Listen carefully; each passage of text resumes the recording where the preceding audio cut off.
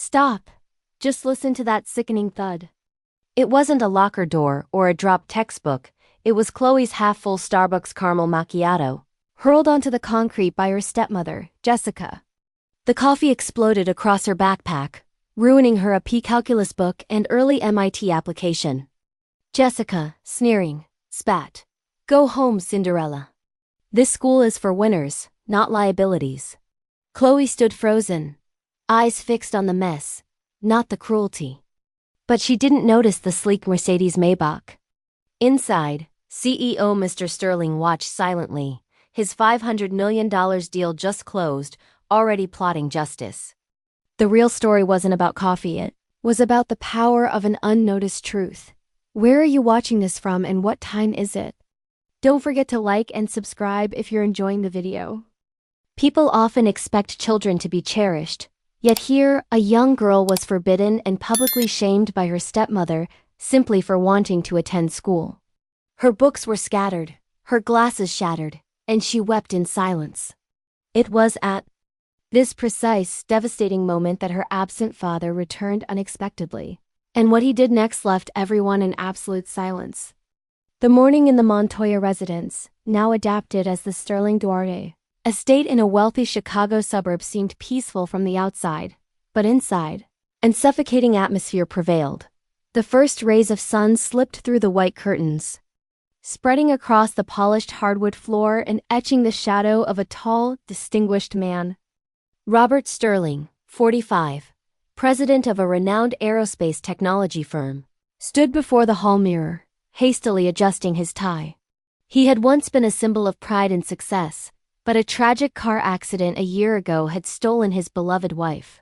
Since that day, his eyes held a hidden grief and a weariness he could no longer conceal.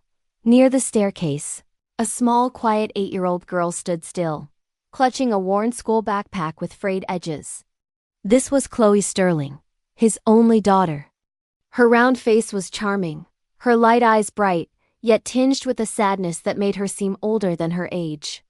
Chloe hesitated, taking a step forward. Her voice trembled, as if afraid to break the tense atmosphere. "Dad, will you pick me up today?" Robert tensed, his hands pausing at the collar of his shirt. He looked at his daughter and saw hope in her eyes, but also a flicker of apprehension. He sighed softly and forced a tired smile. "I'll try, Chloe, but I might be stuck in back-to-back meetings all day." Chloe's small shoulders instantly slumped. She lowered her head and whispered, barely audible, "I'll wait." That short reply pierced Robert's heart. He was accustomed to breaking promises, to letting work consume him, but never before had her eyes seemed so heavy with disappointment. He started to bend down to stroke her head, but his hand wavered midair, paralyzing him. He quickly withdrew it, grabbed his briefcase from the side table, and hurried out the door. The moment the door closed behind him, the house's atmosphere changed completely. The sharp sound of heels hitting the marble floor resonated as Jessica Duarte, 39, appeared from the kitchen. She was the woman Robert had married less than 6 months after his wife's death. Jessica had a perfect figure and a carefully made-up face that always looked sweet and kind to others. But now that sweetness vanished. Her eyes turned icy, her lips pressed together, curling into a sneer. "Forget studying! First, clean this place up," she snapped. She advanced without hesitation, ripping the backpack from Chloe's hands. Chloe gasped, clinging tightly to the straps, trying to hold on. Her voice trembled, but she stood firm. "No, I have to go to school today. I have a major science fair prep session." Jessica's sneer hardened into a shrill yell. "You dare talk back to me?" Before Chloe could react, Jessica shoved her hard. The small body lost its balance and fell heavily onto the cold-tiled floor. The backpack burst open. Books scattered across the porch, a pencil case rolled to the threshold. Chloe's glasses flew off, one lens cracking upon impact with the concrete. She braced herself with her hands, sat up, and scrambled to collect each book.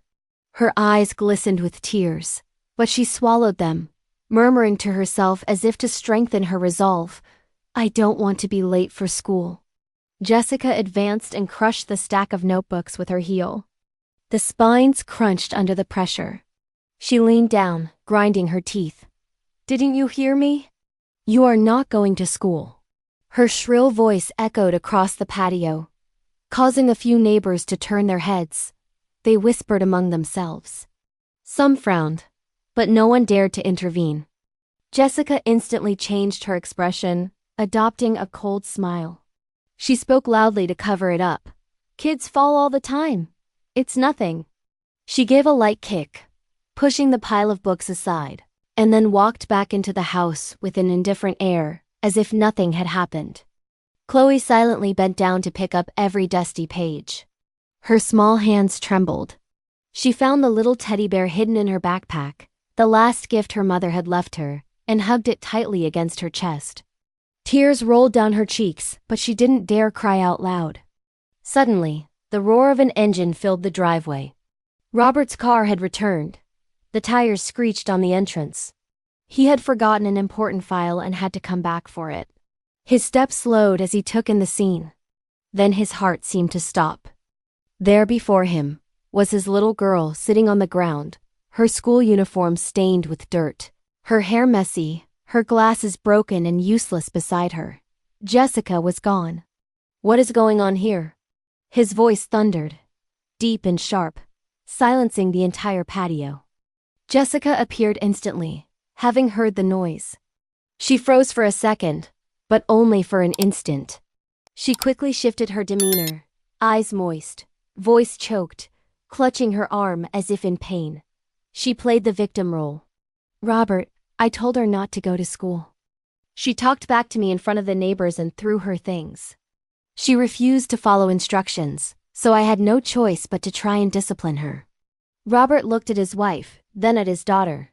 Chloe kept her head down, lips trembling, but remaining silent. She remembered the whispered threat from the night before. "If you open your mouth, I will make you regret it for the rest of your life." Her whole body shook, her throat constricted by fear. Robert clenched the briefcase in his hand, veins standing out on his knuckles. His voice dropped, firm and cutting. "Jessica, let me be clear. I don't want to see this happen again. You better be telling the truth, and if it happens one more time, the only thing you'll receive will be divorce papers." Jessica's face lost all color, stunned, but she quickly regained her composure, her eyes filling with fake tears, nodding as if she were the offended party. Robert bent down, picked up the broken lenses, and placed them carefully in Chloe's hand. His gaze lingered on the girl's small face. He saw despair, an emotion he had never imagined seeing in his daughter's eyes, an emptiness, a resignation, as if she had already learned to remain silent in the face of violence. A shadow of doubt crossed his expression. Then he called loudly, "Mrs. Davies, come here immediately." Mrs. Davies, the longtime housekeeper, adapted from Donna Carmen, rushed out. Robert spoke sharply, his voice laden with anger. "Clean this mess up. Get her clean clothes." He turned to call his driver. "Victor, prepare the car. Take Chloe to school immediately. Don't let her be late." Chloe raised her head, wanting to speak, but the menacing glare from her stepmother made her swallow the words. Robert rested his hand on her shoulder, containing a tired sigh. "Go change and then go to class. I have to leave for a meeting." The girl nodded and silently followed Mrs. Davies. Robert stood still, watching her walk away, his chest heavy. He forced himself to turn back inside, gripping the briefcase tightly, trying to push away what he had just witnessed.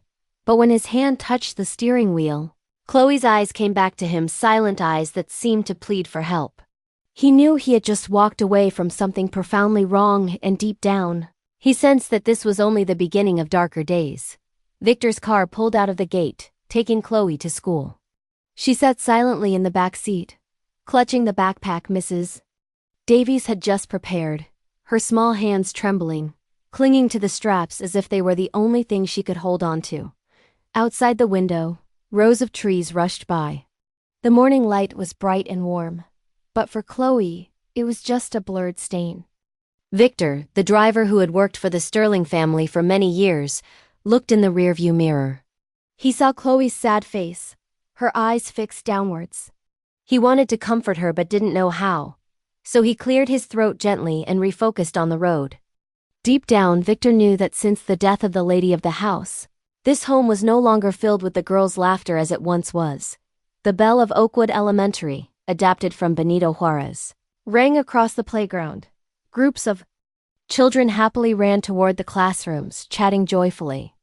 Chloe walked in slowly, her shyness contrasting with her classmates' ease. She walked with her head down, avoiding gazes. Miss Clara Johnson, adapted from Clara Jimenez, her homeroom teacher, stood on the platform, observing her students.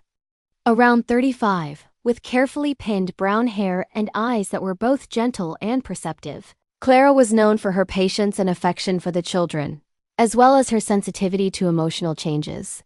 But since the start of the school year, she had noticed that Chloe remained unusually quiet, rarely interacting with others, and reacting strangely whenever anyone unintentionally raised their voice. After class, Clara walked between the rows of desks and stopped at Chloe's spot. She smiled softly and said, "Chloe, can you stay for a moment?" Chloe looked up, startled. A flash of caution appeared in her eyes before she quickly lowered them again. "Yes, Miss Johnson." Clara sat in the chair next to her, not wanting to pressure the girl. "I've noticed that when I call on you, you usually look down and hardly ever meet my eyes. Is something going on? Are you all right?" Chloe pressed her lips together, twisting the edge of her dress with her fingers. After a few seconds of hesitation, she forced a slight smile. "I'm fine, teacher." The words were soft as a whisper, but they tightened Clara's chest. The 8-year-old smile carried no innocence, only concealment. Clara wanted to ask more, but before she could, a voice sounded at the classroom door. "My darling, Mommy's here." Jessica walked in with a delicate air, wearing a perfectly fitted dress, her face carefully made up and a sweet smile. She walked directly toward her stepdaughter, placed a hand on Chloe's shoulder, and looked at Clara with a gesture that seemed almost boastful. "She's always been shy, teacher. Don't worry. I always make sure she is polite and obedient." Clara nodded, but at that instant, she noticed how Chloe's shoulders flinched under that hand. The girl's eyes gleamed with fear, almost a silent plea, before dropping again. That scene made Clara frown slightly. Her instinct told her Chloe was hiding something. "Yes. Thank you for telling me," Clara replied softly. Without taking her eyes off the girl, Jessica pulled the girl to her feet, smiled politely, and left the classroom as if she were the most devoted mother. Clara remained still for a moment, with a strange mix of unease and compassion pressing against her chest. Curiosity gap. She had been reassured by the stepmother, but the child's eyes told a different story. Little did Miss Johnson know that her suspicions would soon lead her to become Chloe's unlikely and most powerful ally. Before we continue, please take a moment to leave a comment about this story and rate it from 1 to 10. How are you feeling? If there's anything you'd like to share, I'm always here to listen. I hope you find a moment of peace and reflection as you follow this healing story and its journey of courage and justice. That afternoon, in the dining room of the sterling Duarte estate, the sprawling mansion in Chicago's affluent suburbs, the table was set with custom china and polished silverware. Yet the atmosphere remained utterly frigid. Jessica placed a plate of food, a meager portion of rice and steamed vegetables, in front of Chloe. Her voice was devoid of warmth, a chilling monotone command. "Eat. Don't waste a single calorie. This isn't a buffet." Chloe looked down, her small spoon pausing mid-air. The fear in her heart always suppressed her hunger. "I'm not hungry," she whispered. Jessica slammed her own sterling silver spoon onto the table. The metallic clatter resonated violently, silencing the house. Her eyes flashed with predatory aggression, and her shrill voice, usually reserved for sweet-talking her affluent friends, cut the silence like a knife. "You think I prepared this meal for my health? Finish every grain, or you'll be sitting here until midnight, contemplating your insolence. I am warning you, Cinderella." Chloe lowered her head, silently forcing cold rice into her mouth. Tears threatened, but she rigorously contained them.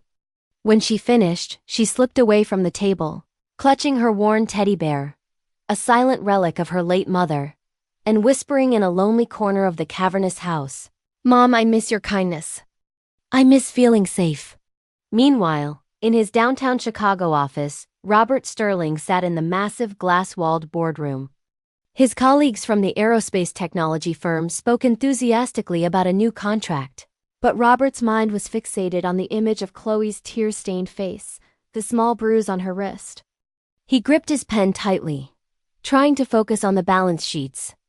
Jessica's tearful defense, her manipulative pleas of innocence, still echoed. He desperately wanted to believe it was just a misunderstanding, a clash of personalities in a blended family. He whispered under his breath, "Maybe I'm overreacting. Maybe I'm just a failure as a father." This self-doubt was the true anchor holding him back, a profound sense of unease that never left him. Night fell, and the house sank into an almost unnatural silence. Walking past Chloe's room, Robert heard the faint muffled sound of sobs. He gently pushed the door open. Chloe was curled up in bed, trembling uncontrollably. She quickly wiped her tears, forcing a brittle smile. I just had a really bad dream, Daddy. It's okay." Robert stood paralyzed at the threshold. He wanted to scoop her up and promise her protection, but his guilt cemented his feet to the spot. All he managed was to retreat, closing the door softly.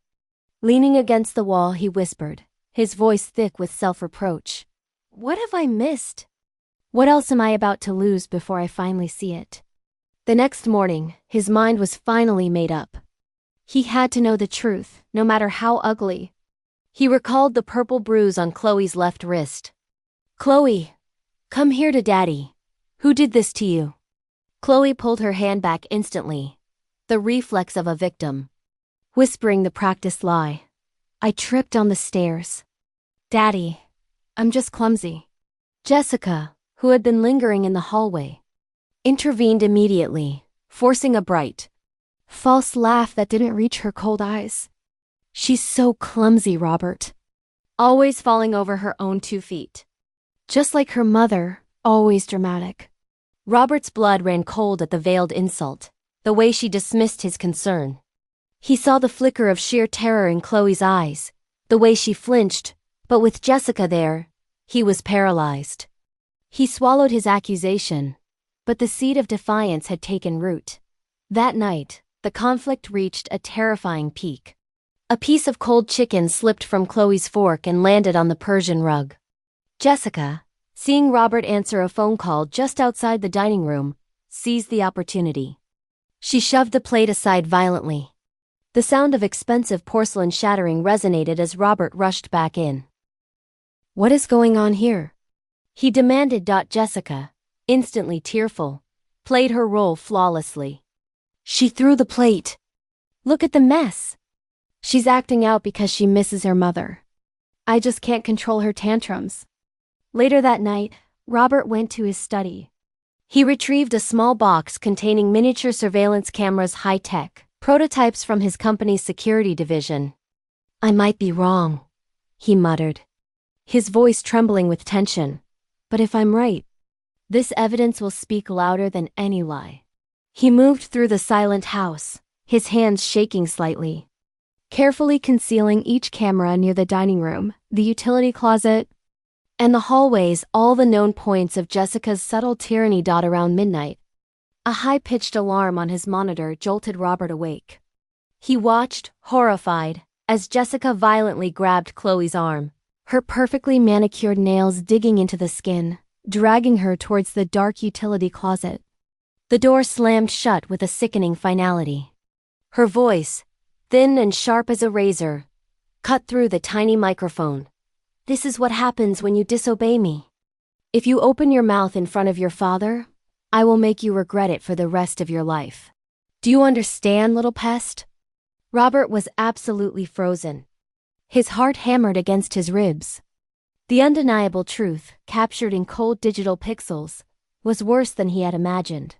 He stared at the screen, a tidal wave of guilt and white-hot rage tearing him apart. He covered his face. "My God! How could I have been so blind? How long has she been enduring this hell alone? The next morning, a pale but utterly resolved Robert sat with Chloe. He knelt beside her chair. My dear, tell me, are you afraid of your stepmother? Chloe looked at him, her eyes fixed on the table, and whispered the practiced lie. No, Daddy, no, I'm not. Robert did not press her further, respecting the chain of fear that bound her. Instead, he gripped her hand, his voice thick with protective ferocity. I'm so sorry, honey. I promise you that from this moment on, I won't let anyone hurt you again. Robert acted swiftly. He went to the downtown office of Ethan Rivers, his former friend and now Jessica's ruthless legal counsel. Ethan, why did it have to be you? You know the kind of person she is. Ethan, cold, perfectly tailored, and professional, merely shrugged. I'm a lawyer, Robert. I work for whoever pays me. And you know the truth doesn't matter in court. Only what can be proven with hard evidence. The preliminary hearing was packed with curious spectators and reporters. Judge Coleman sat high on the bench, an imposing figure of judicial authority. Jessica, dressed in a demure, sober black suit, played the victim perfectly, claiming Robert was an unstable alcoholic, a grief-stricken widower who couldn't cope after his first wife's death. He used to drink. He lost control. I only wanted to protect precious Chloe from his erratic behavior. A wave of sympathetic murmurs swept the room. Robert leapt up. Lies! That's a disgusting fabrication. His lawyer, Mr. Harrison, quickly pulled him down, his face a mask of desperation. Calm down. Don't give them evidence of instability. The most devastating moment came when Ethan called the family housekeeper, Mrs. Davies, to the stand. Mrs. Davies, obviously terrified and heavily coerced, whispered for the court to hear. Once, I saw Mr. Sterling yell and threaten to hit Chloe. The girl was very scared. She cried all night in her room. Robert exploded again. No, that's a bald-faced lie. But Mr. Harrison held him back fiercely. Robert could only watch his daughter tremble, unable to speak, her eyes darting between him and Jessica's cold, triumphant glare. Judge Coleman delivered the devastating verdict, pending further evidence. And due to concerns about the father's stability, the court grants temporary custody to Mrs. Jessica Duarte. Robert felt the world collapse. He watched in agony as Jessica forcibly pulled Chloe away, a smirk barely concealed beneath her tearful mask. His daughter's eyes, fixed on him, were a silent, desperate plea for help. He had lost everything. Lost and defeated, Robert sat on the cold courthouse steps. He was losing his daughter right before his eyes. He knew he needed one final, desperate move. That night, a soft, cautious knock came at his study door. It was Miss Clara Johnson, Chloe's homeroom teacher, looking anxious but determined. She held a small USB drive. Mr. Sterling, I cannot stand by. Jessica lied about everything she said in court. I suspected her behavior, so I had a friend recover the data from your home surveillance system after the house cleaner hinted at cameras. Robert inserted the drive with trembling hands. The screen lit up with the horrible, undeniable truth. Jessica's savage attack on the porch, her foot crushing Chloe's glasses, the brutal dragging into the closet, and the chilling verbal threats. Robert covered his face, guilt and shame flooding him, but now mixed with potent hope. My God, Clara, you saved her. At the final, decisive hearing, Robert's back was straight, his resolve absolute. He stood up. Your Honor, I have definitive, undeniable new evidence. I request permission to present this video. Ethan Rivers leaped up, his voice sharp with terror. Objection. Manipulated evidence. Hearsay. Judge Coleman was unyielding. This video has been authenticated by the forensic department. It is admissible. Proceed with the presentation. The courtroom lights dimmed. The video played on the large screen. Jessica's savage attack on the porch, her foot deliberately crushing Chloe's small glasses, the brutal dragging into the closet, and the chilling verbal threats. Groans and gasps filled the room. The silence was broken only by the sound of Jessica's cruel, high-pitched voice. Chloe, on the juvenile witness stand, broke down sobbing. I told the truth. Robert rushed to her, kneeling, holding her tight. Forgive me, Chloe. I believe you with all my heart. Jessica erupted, screaming hysterically, her mask utterly shattered. No, she's lying. She hates me. I fed you. I clothed you. She lunged towards the gallery, howling like a wounded animal. Security guards rushed in, restraining Jessica as she thrashed in a fit of pure madness. Judge Coleman slammed the gavel down, his voice resonating through the chaos. Based on the evidence presented, and the uncontrollable, violent behavior exhibited here today, this court dictates that Jessica Duarte is stripped of all rights to custody and childcare. The case is referred to the criminal prosecutor immediately. Jessica's face went slack before she collapsed, wailing hysterically as guards dragged her out of the courtroom. The judge then turned to Ethan Rivers, who sat pale and defeated. Mr. Rivers, you were aware of this surveillance system. Your obligation is to the law, not to the concealment of a crime. You have committed a serious breach of professional ethics. The Bar Association will receive a full report. Ethan's prosperous career vanished in a single sentence. Robert didn't notice the defeated ex-friend or the screaming ex-wife. He only looked at Chloe. Chloe lifted her tear-filled eyes, now shining with a newfound fragile courage. Daddy, I told the truth. Robert held her close, his voice thick with tears of relief. Yes, my child. You told the truth, and today, everyone saw it. I swear I will never leave you alone again. Robert carried Chloe out of the courthouse, protected from the flashing cameras. The healing had begun. The next morning, Robert woke early. He attempted to make a classic American breakfast in the kitchen, awkwardly cracking an egg and soon filling the room with the smell of smoke. Chloe came downstairs and burst into the purest, clearest laughter he had heard in years.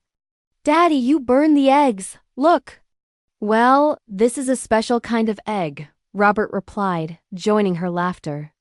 That burnt breakfast, that moment of shared joy, was the best meal they had tasted in years. On the way to Oakwood Elementary, Robert walked Chloe all the way to her classroom door.